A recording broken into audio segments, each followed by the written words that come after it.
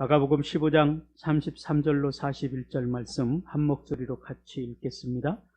제6시가 되매 온 땅에 어둠이 임하여 제9시까지 계속하더니 제9시에 예수께서 크게 소리 지르시되 엘리 엘리 라마 사박다니 하시니 이를 번역하면 나의 하나님 나의 하나님 어찌하여 나를 버리셨나이까 하는 뜻이라.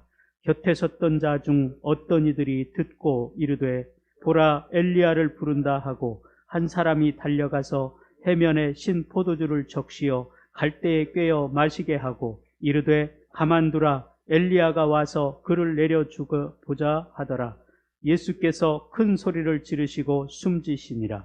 이에 성소 휘장이 위로부터 아래까지 찢어져 둘이 되니라.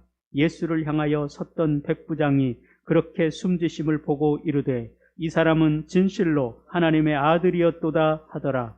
멀리서 바라보는 여자들도 있었는데 그 중에 막달라 마리아와 또 작은 야고보와 요새의 어머니 마리아와 또 살로메가 있었으니 이들은 예수께서 갈릴리에 계실 때에 따르며 섬기던 자들이요 또 이 외에 예수와 함께 예루살렘에 올라온 여자들도 많이 있었더라. 아멘. 오늘은 우리를 위해 십자가에 돌아가신 예수 그리스도에 대한 메시지를 전하고 있습니다. 오늘 34절을 기억합니다. 제9시에 예수께서 크게 소리 지르시되 엘리 엘리 라마 사박다니 하시니 이를 번역하면 나의 하나님 나의 하나님 어찌하여 나를 버리셨나이까 하는 뜻이라. 예수님께서 하나님께 왜 나를 버리셨나이까 절규하는 그런 모습입니다. 이에 38절에 보면은 이에 성소 휘장이 위로부터 아래까지 찢어져 둘이 되니라. 성전에는 하나님의 영역인 지성소와 인간의 영역인 성소로 구분되어 있습니다. 그러나 예수님의 죽으심으로 인해서 그 둘이 하나가 되는 역사가 일어납니다. 지성소와 성소를 구분하는 이 휘장이 위에서부터 아래로 찢어졌다 그랬습니다. 이것은 예수 그리스도를 통해서 죄인된 우리가 의롭다함을 얻는, 그래서 하나님께 나아갈 수 있는 놀라운 은혜를 입는 순간입니다. 예수님의 죽으심으로, 예수님의 희생으로 우리가 살아남을 입었다는 것입니다. 오늘 우리가 이렇게 성전에 모여 예배드릴 수 있게 된 근거가 바로 예수 그리스도의 십자가입니다. 구약의 성도들은 대제사장이 1년에 한 차례씩 지성소에 속죄제를 드리기 위해서 들어간 것 외에는 없습니다. 예수님께서는 그렇게 십자가를 지심으로 우리와 하나님 사이에 막혀있던 그 모든 것들을 헐어버리셨습니다. 그 주님께서 나의 십자가를, 내가 지고 가야 될 그 십자가를 대신 지신 것이죠. 당시의 죄수들이 가장 피하고 싶은 처형 방법은 이 십자가였습니다. 가장 잔인한 방법으로 처형을 하는 것이기 때문이었습니다. 보통 죄수들은 십자가에 달리면 며칠씩 매달려 있습니다. 상상을 해보십시오. 십자가에 못 박혀서 며칠씩 거기에 죽을 때까지 있어야 되는 처형이 바로 이 십자가 처형입니다.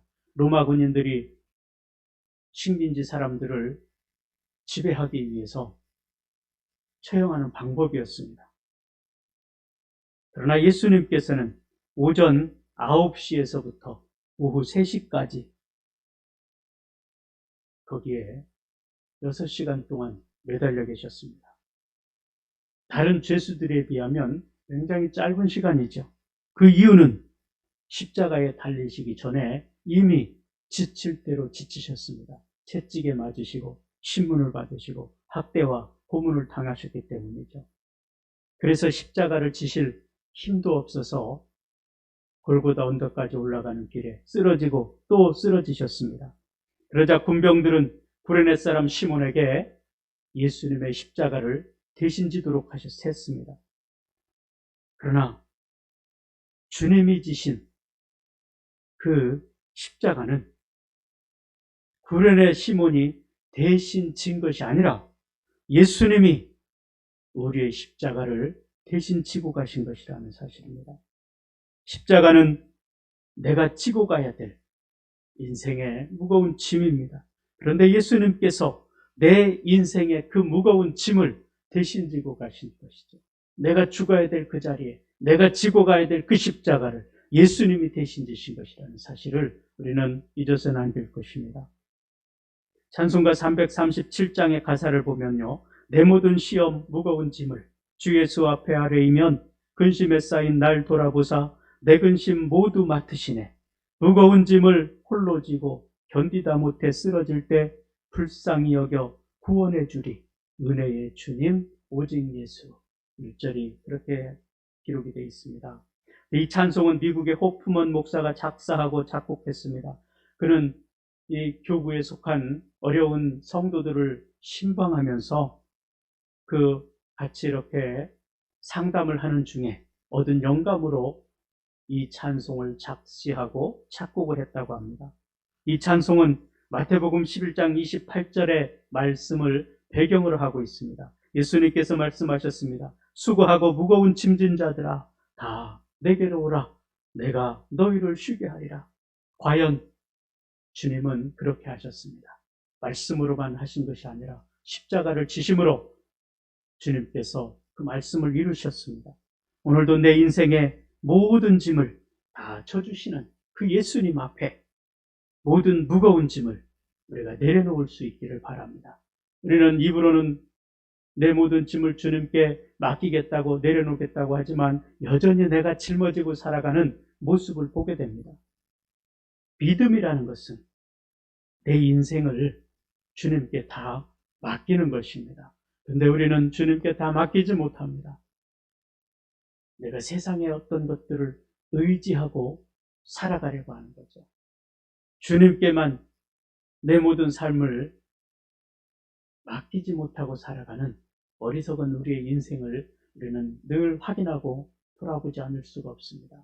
오늘 우리가 하나님께 한 걸음 더 나아가고 예수님께 나를 위해 십자가를 지신 그 예수님께 내 모든 짐을 온전히 내려놓을 수 있는 그런 믿음의 삶을 살아갈 수 있게 되기를 바랍니다.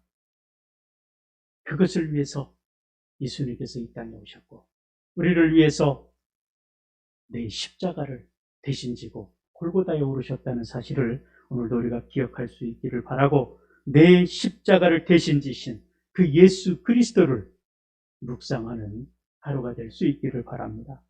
또 예수님께서는 내가 받을 심판을 대신 받으시고 죽으셨습니다. 요한복음에 보면은 한 군인이 돌아가신 예수님의 옆구리에 창으로 찔렀다 그랬습니다. 죽음을 확인하는 거죠. 12시가 되자 해가 빛을 잃고 온 땅이 어둠에 임했습니다. 이 어둠은 예수님이 십자가에서 돌아가실 때까지 3시간 동안 계속 지속됐습니다. 어떤 분은 차마 아들의 죽음을 직접 볼 수가 없어서 하나님 아버지가 눈을 감으신 것이다. 그렇게 해석했습니다. 아버지의 심정이 흑암으로 표현되고 있는 거죠. 창조자이신 성자 하나님께서 돌아가시는 이 엄청난 사건은 온 우주가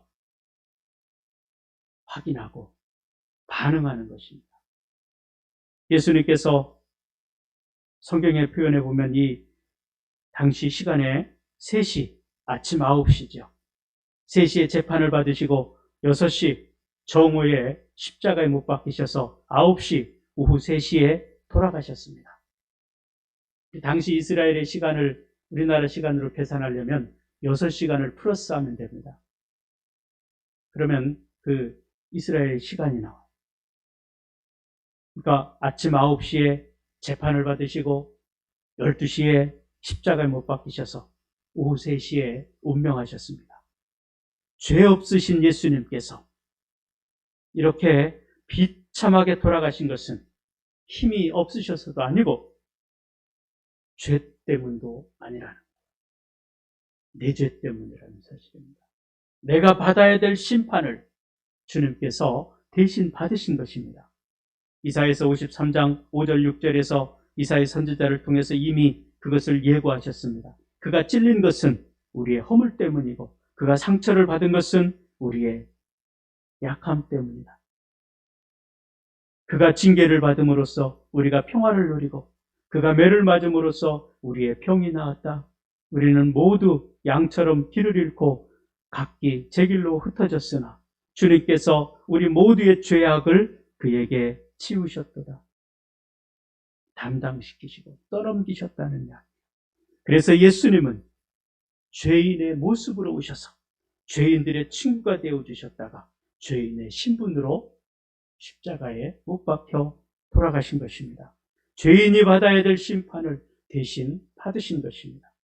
오늘 말씀에서 두 가지 강조점이 있습니다. 하나는 죄인들 사이에서 죄인들과 함께 죽으신 것입니다.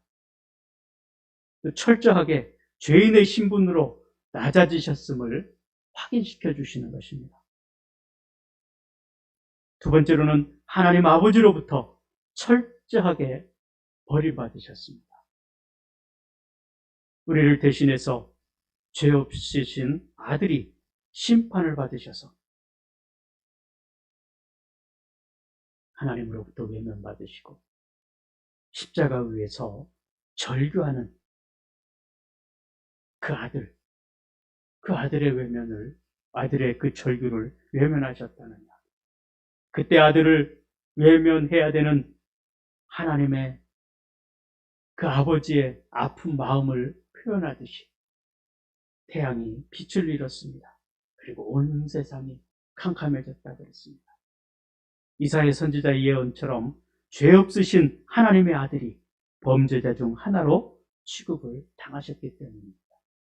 예수님께서는 내가 받아야 될 모든 심판을 당신이 홀로 다 받으신 것입니다. 그러므로 우리는 예수님을 나의 구주로 영접하기만 하면 모든 죄를 용서받게 되었습니다.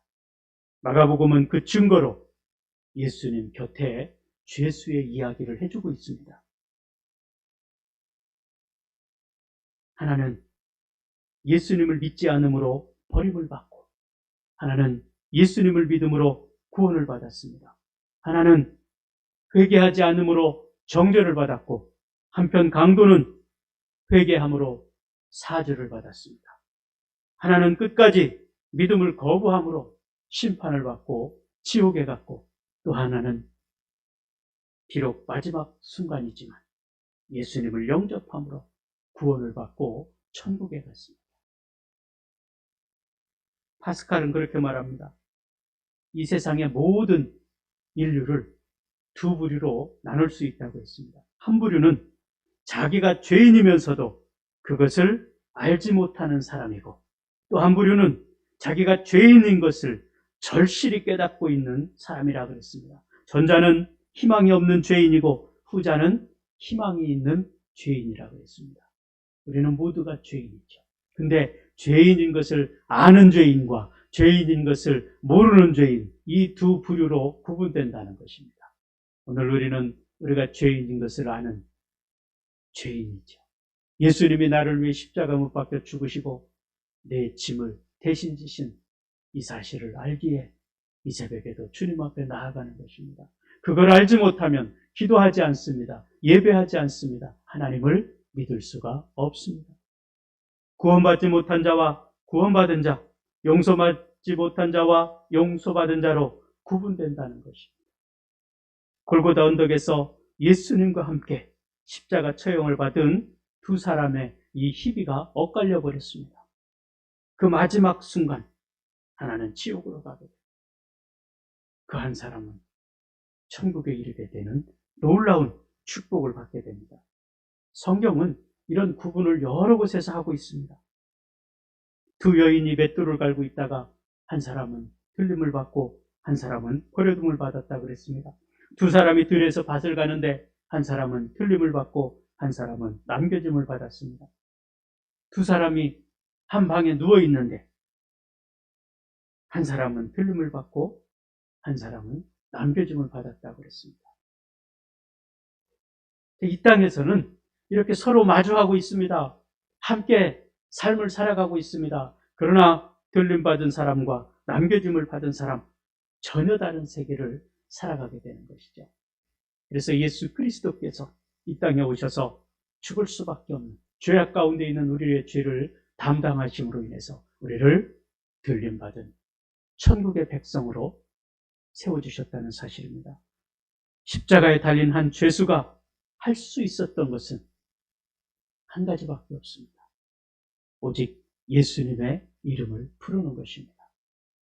그 십자가에서 무엇을 할 수 있겠습니까? 그런 인생을 살아가며 죄를 짓다가 가장 잔인한 방법으로 십자가 처형을 받게 됐습니다. 그가 할 수 있는 것, 주님이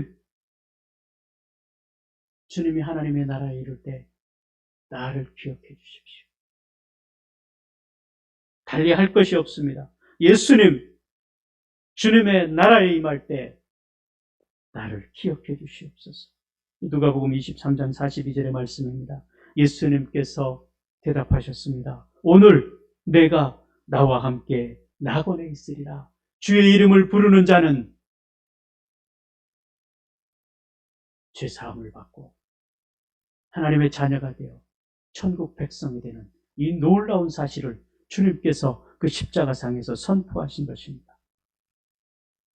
예수님께서는 그 고통의 십자가 위에서 우리의 구원을 그렇게 완성해 주셨습니다. 그래서 그 모든 채찍에도 빌라도의 신문에도 침묵하셨습니다. 변호하지 않으셨습니다. 변명하지 않으셨습니다. 예수님께서 이 땅에서 공생의 사역하실 때에 예수님께서 얼마나 하나님의 나라를 선포하시고 감히 누구도 예수님의 말씀을 대적할 자가 없었습니다. 바리새인들이 서기관들이 예수님을 넘어뜨리려고 수많은 변론을 해봤지만 예수님을 당할 수가 없었습니다. 그러나 마지막 순간 내가 그리스도냐? 그 질문에 내가 그니라. 그 말씀 외에 아무 변명도 하시지 않으셨습니다. 결국 그 침묵 때문에 예수님께서는 신성모독죄로 재판에 넘겨지고 십자가를 지셨습니다. 주님이 그것이 당신의 운명임을 아셨기에 그렇게 십자가를 지실 때까지 침묵하시고 참으시고 견디셨다는 사실이죠. 왜? 십자가에서 우리의 구원을 이루시기 위해서였습니다. 예수님께서는 나의 하나님, 어찌하여 나를 버리셨나이까? 이 버림받음에 대한 괴로움을 토로하셨습니다. 마지막 순간에 죽음보다 더 아픈, 더 큰 고통이 바로 그 하나님께 버림받았다는 것이죠. 인류의 죄를 짊어지신 예수님께서는 아버지로부터 버림을 받아야만 됐습니다. 우리에게도 가장 잔인하고 끔찍한 저주는 바로 이 하나님으로부터 분리되는 거예요. 에덴 동산의 아담과 하와가 하나님과 함께 할 때 너무 기쁨으로 즐거움으로 삶을 살았습니다. 그러나 그 사이에 죄가 들어오므로 그들은 더 이상 즐거움이 아니고 고통이었습니다. 땀 흘려 일해야만 먹고 살 수가 있었습니다. 해산의 고통을 겪어야 됐습니다. 이것이 하나님과 분리된 인간의 모습이라는 거예요. 그 저주가 어떤 것인지 우리는 지금 잘 몰라요.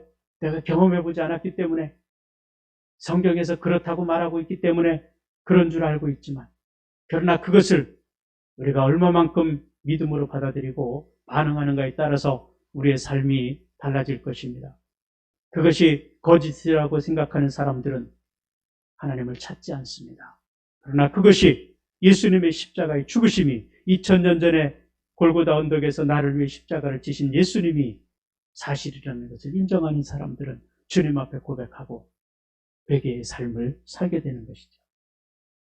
그 십자가 사건 현장에는 서로 다른 부류의 사람들이 있었습니다. 엘리야가 오는지 안 오는지 보자고 구경꾼들이 거기에서 대기를 합니다. 예수님께서 엘리 엘리 라마 사박단이 그렇게 아람어로 소리 지르는 모습을 멀리서 듣고 사람들이 그랬습니다. 엘리야가 내려와서 예수를 구원하는지 보자 그럽니다. 그들은 십자가와 대면하고 있으면서도 무지한 인간들이었습니다. 구경꾼들에게는 아무런 감동이 없습니다. 어찌 되는지 보자. 그거지 감동이 없어요. 그들은 자신에게 피해가 오지 않도록 적당한 거리를 유지하면서 호기심 어린 눈으로 예수님이 십자가에 달려 죽어가는 모습을 그저 지켜만 보고 있었다는 사실입니다. 그러나 신앙에는 구경꾼이 없습니다. 구경꾼이 될 수가 없습니다. 왜냐하면 우리의 신앙의 모습은, 신앙의 현장은 영적 전투 현장이기 때문에 그렇죠. 죽고 사는 문제라는 거예요. 생명의 문제라는 것입니다. 그렇기 때문에 우리가 구경하고 있을 수가 없습니다. 내가 싸워서 이겨야 되는 것이죠. 이것이 우리의 신앙의 모습입니다. 또 거기에 구경꾼들이 있는가 하면 엘리야가 내려와서 예수님을 살려주는가 보자 구경하고 서 있는 사람들이 있었지만 반면에 십자가 앞에 로마 백부장이 서 있었습니다. 그는 예수님을 정확하게 바라봤습니다. 예수님께서 십자가에 못 박히시는 장면, 예수님께서 십자가에 골고다까지 십자가를 지고 올라오시는 그 처절한 모습을 다 목격했습니다. 그는 로마의 군인이었고 십자가 처형의 책임자였습니다. 그래서 처음부터 끝까지 다 지켜본 거지. 그는 어둠이 임하는 것과 예수님의 능력 있는 이 외침을 목격하고 그렇게 고백했습니다.